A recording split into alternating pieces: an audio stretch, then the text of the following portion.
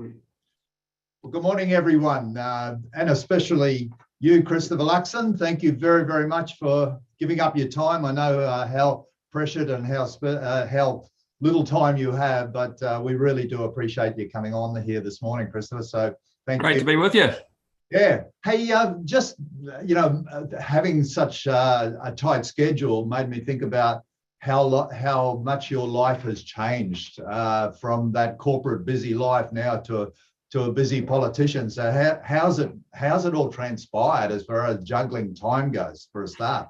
I mean, I've always been pretty good with time, and I've had some pretty extreme jobs in my past life as well. And so, when I was overseas a lot, I was often quite normal for me to be going home, doing bath time with the kids at 6 o'clock on a Monday, and then heading to London that night, and then arriving into London for a board meeting, and then heading home later on that day to get back and use the time zone. So, so I'm quite used to that. I'm always an early riser, and sort of get to the office before 7, and then go for it. And then in Parliament, just on Tuesday, Wednesdays, we obviously stay there till sort of 11 o'clock and sometimes midnight. But no, that part of it's not that dissimilar to my past life, really. It's just discipline on time and how you use your 24 hours in a day. And it's the same thing, like if you get really clear on the big stuff that really matters and the big goals that are moving things forward, and don't let you get distracted by all the other minutiae and fill your time up with sort of stuff that's not making a big difference. That's the key thing, really. Oh, that's great. Hey, I hope you don't mind, but our normal format is people can put questions into the chat box, and hopefully, I know, again, with that limited time that we've got for us this morning, we can maybe get a few of those questions through to you. So anyone that has questions, just type them in and we'll see if we can do it. Let's get it underway, Christopher. Obviously, this is all about the real estate market. That's what we're about. So can I get a feel from you what you see the next 12 months might be in real estate, not just obviously Auckland, but the whole of New Zealand as well?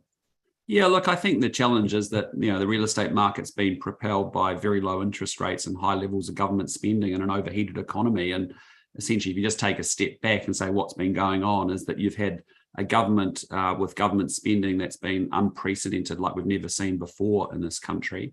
To give you a feel for it, that budget that came out in May was about $9.5 billion of incremental new spending on top of a government that now is spending $51 billion more than it did 4 or 5 years ago. And the problem is that we're spending more money, hiring more bureaucrats, getting worse outcomes. But all that government spending in an economy that's been constrained with borders shut down, coupled with a Reserve Bank and monetary policy, making low interest rates and printing money, all of that has just created huge fuel on an inflation fire. And so the Prime Minister will say, oh, look, inflation's global. Well, the reality is probably half of it is and half of it isn't. Half of it's domestic, and it's been exacerbated by that accelerator being full on with the government spending. And now the Reserve Bank is trying to wrest control back and apply the brakes with high levels of interest rates. But you've got the Reserve Bank putting the brakes on, the government still putting the accelerator on. And all of that is not a good outlook, because essentially interest rates are going to have to rise. And as you've seen, the OCR at 3 and the Reserve Bank talking about it being another point or point and a half higher, certainly 4% through 2023. So there's still a wee way to go and a correction to happen. Yeah, I guess you touched on a few points there that I wanted to raise with you as well. Obviously, the Reserve Bank fighting inflation with raising interest rates, but then if a lot of the inflation is imported inflation, how effective is those interest rates going to be on inflation? Yeah, well, as I said, half of it you could explain as imported or international inflation, I reckon. Things like COVID, the oil shocks, the war in Ukraine, the retreat of globalization, all of those kinds of factors contributing to it. And yes, there's not much we can do about that per se. But the bit that we can control is government spending, and the bit we can control is monetary policy settings here in New Zealand. And I think on both those counts, that's been my message from when I became the leader, is just you're looking at those amber sort of dashes, lights on the dash. And I remember saying, even within the first few weeks, is look, the cost of living crisis is real. It's going to start biting, and that the option set gets worse and uglier as time goes by if you don't address it. And so, there's just a lot of dumb and wasteful spending going on in this country by the government. On the other hand, you've heard former Reserve Bank governors and and officials come out and say, hey, listen, we just stimulated the economy for way too long, and that's why we've wanted sort of an independent inquiry. So at least we get the learning from that experience to say, look, yep, probably necessary early on in COVID 2020. Ultimately, I think around the world, people have misread COVID as a demand-driven problem, a bit like the GFC, rather than a supply-side-driven problem, which has been more of what it's turned out to be. And as a consequence, we piled a heap of cash into New Zealand, probably just proportionately just behind the US. And so, we fortunately don't have the challenges of Europe with respect to energy prices, which is really what's driving their inflation. And people can say, oh, we're doing better relative to other countries, but they've got a rather unique set of circumstances in Europe at the moment. But, again, when government spending is up $51 billion, I think it's up almost 68% or something, and you've got a doubling of the debt, all because of, and at a time you're putting a lot of fire, a lot of fuel on the inflation fire, as I'd say. So, yeah. So I think those two things, you could ask some really genuine questions about, did we keep the settings in place for way too long? And more importantly, I just think, I can see what's happening. We've hired 14,000 more bureaucrats in 4 years in Wellington, at $2 billion extra per year in costs. And have we had a better set of outcomes delivered? Absolutely not. Yeah. I guess I'd like to pose a question to you. Prior to the big inflation impact that we had, there was a lot of calls for government to control house prices and values and the way the market was going.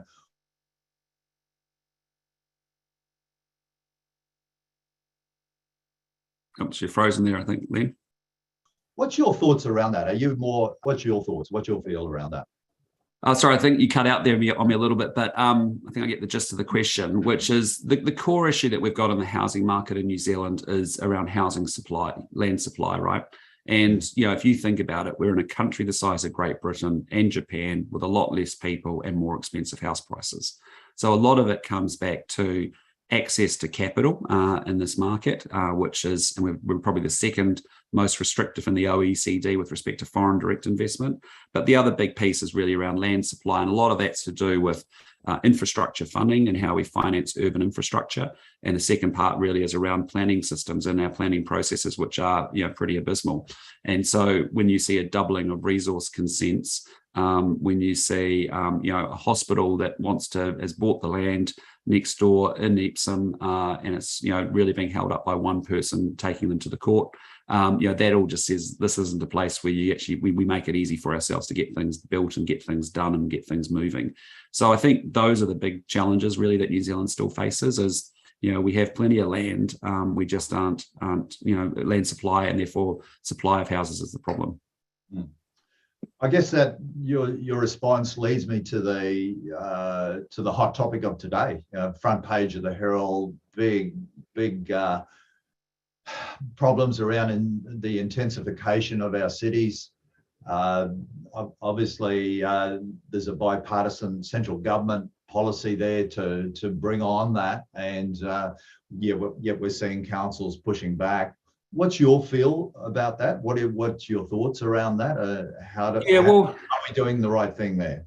Yeah, well, look, again, if you just zoom out, what's New Zealand's biggest problem? The problem is that we have a productivity disease in this country over the last 30 years under successive governments, is that we have not been able to create a fundamentally wealthier economy. And so New Zealanders are working for an hour to earn what an Australian earns in 45 minutes. We work something more like 9 weeks more than the average Brit, I think 390 hours a year more, because our incomes, because we have to work longer and harder to get the income that we need, because we haven't been able to create an economy that actually drives into higher value products and services, and therefore higher GDP per capita, essentially. So that's the guts of New Zealand's problem. And so when you then drill back as what are the challenges? Well, one is you've got to have a world-class education system. You have to have great infrastructure. You really need to embrace technology and research and development more. Definitely need to have a more pro-business environment and ultimately international connections. And that's what makes other small advanced economies like Denmark, Ireland, Israel, Singapore, Switzerland much wealthier than New Zealand, is they've got those underpinnings to what they're doing. So one of them is certainly an infrastructure. And productivity is certainly much greater in cities. And so, the feeling is that if you double the population of a city, you can get a 15% improvement in productivity because you get all that scale and all that agglomeration that sort of is happening. So it is a combination of needing to have more density within our cities, but also more greenfields expansion as well. It's an and, not an or. But, as you saw, I lived in Sydney in the mid-90s, and I watched, where I lived in Crow's Nest, St. Leonard's, build up and densify around a, transport hub. If you think about areas like Panmure here in Auckland, that's exactly what should be happening as they become very vibrant areas, attract young people into it. Amanda and I had a 2-bedroom apartment there. Then they built high rises, the shopping precinct followed, the cafe society followed, and they became very dynamic sort of areas of a city that previously was single dwelling sort of buildings, right? So there's a we do have to acknowledge that we've got to densify our cities if we're going to, and we need to, because that also does drive scale benefits, and cities are highly productive units, and it's a good way of improving productivity. We also do need to open up and consent land better than we've been doing as well. And I think, the bill that is in place has these things called qualifying matters that are for the discretion of councils to determine. As to the issue today, because we don't see the legal advice, it's difficult for me to comment too much on that. But suffice to say, I thought the balance was there was enough flexibility in there to consider things like heritage or infrastructure concerns of overloading or other things that are legitimate concerns about why you wouldn't want to do densification in some spaces. Yeah. Okay. I guess that leads me to find out where your thoughts are around home ownership, because there's so much data coming out that New Zealand, I think it's trending all over the world, but New Zealand has a significant issue coming with home ownership. People aren't able to buy the homes that they want, and all this is starting to push forward into what we can see now as an aging population as well, where people are in a situation where they're renting, they're retiring, they're going on to superannuation as a form of income, and they can't even afford the rents, and have no equity in a property or whatever to fall back on. What's your thoughts around that? Because personally, I see it as a major issue for this country coming up. Yeah, I mean, we think we're a party that believes in home ownership, because when you own your own home, you get invested in your local community, you care about the local school, you make a commitment to your neighbours and into the street that you're in, you care about local government. So home ownership is just a great thing. It's a really good thing. But you're right. I mean, we've got 4 parts to this housing market, and they sort of all end up interrelating, right? I mean, the average house price has gone up $400,000 under this government to over $1 million. So you're right, it's become unaffordable. There's work that we could be doing there around help to buy schemes. People seem to be able to afford, rents are high, but they have difficulty getting the capital together. We've obviously got to get this land supply thing unlocked and get the financing of infrastructure and councils and all that stuff that sort of unlocks all of that value. Apartments are a way through for younger people, to move into still maintain city living, but in apartments. But yeah, home ownership is a big deal. The problem with that is then if you can't own a home, you end up going to the rental market. Rents are up $140 a week at the moment, $7,500 to rent the same house you had 4 years ago. And there's a whole bunch of disincentives that have been very unhelpful. Bright line test extension, interest deductibility, things that we'd remove immediately, because we think that's added $40 a week to rents, and made that unaffordable. When you can't buy or rent, you end up going on a state housing list. That's up 4 times to 27,000 people waiting for a state house. When you can't get a state house, you end up in emergency accommodation or in a car or in a homeless situation. So, and so there's a lot we could be doing around using community housing providers a lot more. The Australians do that quite well. I mean, they probably have, I remember thinking it was close to 30% of their markets provided by community housing providers. In our case, it's just over 10, I think. So getting capital to people like the Salvation Army or Māori property trusts who want to build properties, build communities, put pastoral care elements in, that's all good stuff. We should be doing that as well. So yeah, you're right. I mean, it all comes back to home ownership. And the question is, what more can we do? But a lot of that comes back to land supply and infrastructure and our planning system. You've certainly touched on a lot of the topics that I wanted to talk to you about there, as far as bright line and all that sort of thing. We've got a significant property management part to our business, and we've just seen a lot of investors get out of the market. Some because the values were at a peak and really a good timing on that respect, but a lot of them because of the massive costs that have been dumped on them over recent times. And from our perspective, if they are getting out of the market and they're not being replaced in anywhere near the numbers of new investors coming in, if they're getting out of the market, is the government going to be in a position to supply the houses? You've made a little comment there. You might want to expand on that. Yeah, I mean, I guess I feel like, this government's hit the landlord market and said they're all evil property speculators, right? And it's nothing further from the truth, because I think about 72% of all landlords are actually, mum and dad investors who own one or two rental properties. It's I ran into a deputy principal at a school who, she'd saved hard and her mum had recently died. And so she'd used some of that deposit to get into a rental property to augment her superannuation. That's a very typical situation. So, but there's no doubt about it, extending the bright line from 2 to 10 years is a stealth capital gains tax. And the second piece is removing interest deductibility, which is a legitimate business cost and expense all around the world by any accounting measure, is nuts. And I also think there's been a reweighting of law between tenant and landlord as well, which is a big disincentive too. So those three elements are the things that we want to fix immediately, because we sort of feel there's at least $40, and the full effects of the bright line and interest deductibility haven't been fully felt yet, but they are coming through as we cycle past the year mark. And you'll start to see, I reckon it's about $40 a week that's been added into rents as a consequence of that. So if you're serious, you need a private rental market working really well, because it's actually because they can't get rentals, that's how they end up going into state houses or on that wait list. So there's a lot more for us to do in that regard. I also think there's a lot more around rent to build products that we could be bringing in. New Zealand uniquely over the next few years, for the first time, other countries have been in this position for a long time, but we'll have some domestic pools of capital with all those KiwiSaver funds. And so, having ventures where people can actually do, like we see overseas, proper rent to build projects where you build a building that, lasts 100 years and you get a guaranteed return, 6% or more from it, or whatever it'll end up being, will be attractive to some of those funds that need to be invested. Yeah.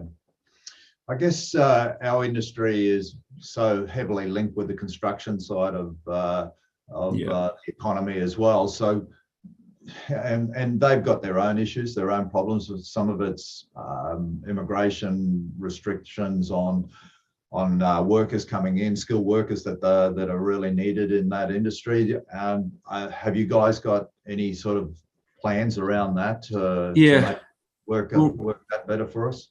Yeah, really important industry. I mean, I think it employs something like 300,000 people. It's 9% of GDP. 1 out of 8 firms in New Zealand are actually, building and construction firms.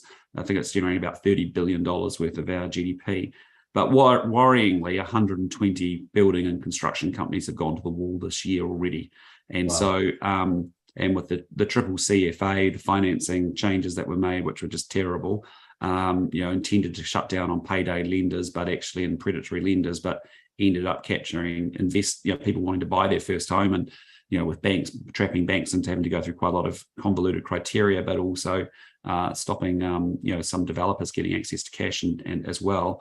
That's been a real problem. So and the thing I'd say is that with the cyclical nature of the boom bust, we've gone through quite a boom, but now as we come off all the stimulatory spending, both from the Reserve Bank and hopefully from the government in due course, but certainly the Reserve Bank, all of a sudden you end up in the bust cycle. And it's also exacerbated by the fact that our planning cycles and as our resource planning and consenting, as I said, has doubled in 10 years. So you end up consenting a project or starting a project in the boom part of the cycle, and the consent doesn't come through until the bust part, and it just accentuates it more. We lose people out of the sector who end up going to other places like Australia, and it becomes very, very challenging. So, really they're dealing with several issues. They've got massive amounts of uncertainty because there is no future pipeline or master plan, essentially, of what the projects and infrastructure kind of projects are. There's some real challenges, as I said, around consenting and our planning system, which is, really if you were coming here from another country, from Ireland or from Denmark or from Singapore, you just sit there and go, why have we chosen to organise ourselves in that way? There's a lot more opportunity, I think, for new product innovation and also things like prefabrication as well, which we've talked about for a long time here in New Zealand, but we love our custom homes. But actually, it's good to see there's a fledgling prefabrication market starting to build, like you'd see in other parts of the world as well. So, yes, there's got to be a lot of change coming into the sector and into the industry, but those are some of the big issues and challenges that we've got there. You touch on a lot of great points there. Just one that I didn't hear you talk about, and maybe you did, but the supply issue. That's a massive influencer on the construction side, and that flows through into our industry, of course. Is that starting to show signs of easing, or where are we at with that? You mean with respect to workforce? Yeah, for future construction, are they able to say with any sort of hope that supply issues, whether it be materials coming in from overseas or whatever, are they starting to get into a better position for that? I've started to hear that, some of the supply chain issues are starting to be solved, and that actually people have looked at the cost of containers coming down slightly. But, there's still huge opportunity there, right? I mean, our building supply is part of our market, which contributes to higher pricing and slow development, is a real challenge. I mean, that's why we've had this saying on this plasterboard piece. Andrew Bailey's put together a members bill a while ago just to say, look, if it's good enough in the US and Britain, and it meets the Australasian standard, why can't we import that into here? It does amaze me. We sit down here with 5 million people. We have over 80 BCAs, who have views on the building codes across the whole of New Zealand. Well, most countries our size would have one, to put it too fine a point on it. And so we choose to take simple things and make them horribly complex in this country. And when I look at, 400 million people living in North America and the US and Canada, they seem to build houses. They seem to be able to use plasterboard pretty effectively. If it's good enough there, it should be good enough to be able to be imported straight into New Zealand. So that whole brands piece around products and registration, and we're a small country. We're not doing something that unique down here. Yes, we have some different geography and conditions, but it's not that different from Japan. It's not that different from other parts of the world. So I think there's a lot that could be freed up there that would sooner improve the material supply piece of it as well. I do think the reality for all businesses across New Zealand is that, and around the world, is that you end up building a bit more local resilience rather than cheapest globally sourced product, because COVID and oil prices and wars have shown us you can't always get what you need from overseas like we used to over the last 20 years. So there's a need for us to do a little bit more of that. And then on the workforce side, that's a major, major problem. This government has been anti-immigration from before it even came to power. If you remember the funny sounding Chinese names, that kind of debate and conversation. And they have a view fundamentally that actually an immigrant takes a job away from a Kiwi. Well, the reality is, since these guys have come to power, there's now 50,000 more people on the job seeker unemployment benefit, 50,000 more Kiwis on unemployment benefit at a time of record low unemployment and lots of vacancies in every sector in every region of this country. So, we need immigration settings to be opened up big time, and they haven't been. And that's really important that it is, because all sectors are crying out for it, and businesses aren't maximising the opportunities that they've got, because they end up playing safe because the rules keep changing and they can't make the investments they want to make or grow their businesses. And so they just keep it within a size, but they're not growing or being as productive as they can be. Christopher, I heard you touch on the CCCFA before. I think it's been the biggest handbrake on first home buyers and young families trying to get into the market that I've seen in 30 years of being in this business. What's your thoughts towards, if you were in power around that? Would you change?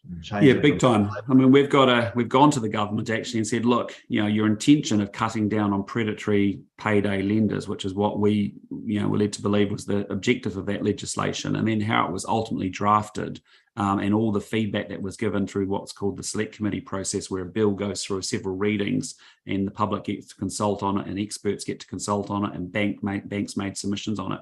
it was pretty clear they went the wrong way. And what we proposed was just look, in the interest of just quickly getting this thing moving, let's go to Parliament next week, pass an amendment that just excuses the major banks from the triple CFA, because they've got, you've caught the wrong lenders, right? And as a result, everyone now can't get a loan with the main banks anyway, so they go to secondary banks and they end up with the bad lenders anyway.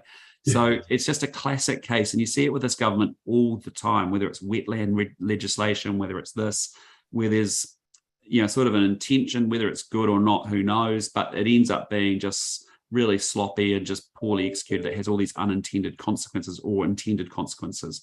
But I now think, you know, given how simple it would be to fix it so that we could keep the thing unblocked and keep the country moving, you know, we literally could go into Parliament next week under urgency, pass a very simple amendment that at least just excludes the other mainstream banks, the 18 big banks that are regulated through the RBNZ anyway. Let's exclude them and get them moving. And then you can take more time to think about how you solve the problem that you were trying to solve. But again, a lot of this, I get very frustrated. I know I'm new to it, but in the 18 months that I've been there, you see these constant solutions in search of a problem, right? They're not well-defined problems, and therefore, you know, they don't, you know, you go kill oil and gas. Well, okay, well, we're now importing 2.5 times more coal into this country than we did in any year in a national government. You know, you end up making wetlands legislation. So a culvert that has some water that creates a wetland now becomes a problem for a farmer. You see the triple CFA stuff get thrown in to supposedly to cut down on payday lenders and predatory loans, but actually captures a whole bunch of property developers, but also first-time buyers, as you say, and the mainstream banks. And they're caught by that regulation. They're told to do that. They have to do that. They don't get a choice. So it's just dumb, some of the stuff. It's not practical. It's not pragmatic. It's not, you know, workable. And that's the stuff we've got to cut through. Christopher, really mindful of your time here. I'd like to sort of close with a question. If you were to win power next year, what would be your priority changes in relation to us? I know you've got a huge amount that you probably have to think about as far as the whole economy, the whole country goes. But as far as our industry, and let's bring in construction as well, what would you see as the priorities to change as soon as you get in, basically? The fundamental problem, the root cause of all the stuff that we've talked about today is it's really around land supply. And there's two parts to that. One is actually how do you finance urban infrastructure? And that's the relationship between central and local government and financing of infrastructure. And the second piece around that is the planning system, which frankly is unacceptable, you know, when people are taking as long as they are to do resource consents or councils are. So those are the two things that you'd sort of, under that grouping of land supply, that you really have to go to work on and break up and sort out very, very quickly, because, and I think there's lots of ways through those things. You know, the way I look at how things are done in New South Wales versus New Zealand on the planning system, there's, you know, there's a lot that we're just going to have to do, because we need to have a really clear sense of what the master plan is on infrastructure. We need to know clearly how we're going to finance it. We need to have regulation that enables it, not blocks it that gets in the way of stuff. And then we've got to get on and actually get it done. So yeah, it's really land supply, and there's two components to that, really: financing urban infrastructure and reviewing our planning system. And I don't want that to be code for what we're doing, which is, you know, in this country, you know, you just remember John F. Kennedy said, let's go to the moon. And 9.5 years later, people landed on the moon. So sorting out planning systems, sorting out delivery of key infrastructure, you know, when it's taking us 26 years to do a busway from Panmure to Botany, 6.5 kilometres, that's not world-class behaviour. That's something we're choosing to do it to ourselves to make it more complicated than it needs to be. It was really interesting to me, Christchurch earthquake. You know, we had a lack of supply of homes. We had more demand. We came in over the top with emergency powers. In 2.5 years, we built Rolleston and north of Rangiora, around Rangiora Way. Good amenities, great suburbs, good infrastructure. So we know we can do it. And house prices went up 2% a year in Christchurch, not 10% like the rest of the country. So, you know, we just have to be quite brutal about coming in and looking at it with fresh eyes and saying, look, why do we do it the way we've been doing it? And we want outcomes here. We're ruthlessly obsessed on outcomes. And so that's the size of the prize, because outcomes is what changes people's daily lives. It's not all the other, how much money you spend, how many people you hire, all that stuff. Yeah. Thank you. I guess you touched on it a little bit earlier, but could I ask again, would you give the changing of the tax on interest rates a priority if you were to get in power as quick? Yeah, as well? assume that that's happening, mate, day one. So, basically there's three components to that. One, remove the bright line test back to 2 years, just so we manage the flipping situation as we were doing. I think secondarily, restore interest deductibility. That is a legitimate business expense. It's outrageous. It's not a tax loophole, as the Prime Minister is prone to say. It's not nothing like that at all. It's a legitimate business expense. And then thirdly, we'd want to come back and revisit those laws between landlord and tenant and say, have we got that balance right? But the first two are things that we'd be looking to do immediately. Yeah. Well, Christopher, once again, thank you very, very much. I think you've escaped without any questions. So I think that means that you've answered a lot of questions without being stun asked. people into silence. Yeah, Honestly, I'm so sorry. No. I think I just really appreciate you coming on board this morning and giving us that insight to your thoughts and what we could expect in the future if you were to win power. Really appreciate it, and hopefully we'll talk again soon in the near future. Oh, listen, look, thanks for the opportunity to chat with you briefly. And all I just say to everyone is, look, we have the best country on planet Earth. It's an amazing place, New Zealand, but we are going in the wrong direction. We need to get it turned around and sorted out. We can do that together, and I think we'll get to a great place. So we've got a lot of potential to realise in this great country of ours, and I know we can do it, but we've just got to go to work. I agree. Thanks, Christopher. See you guys. Take care.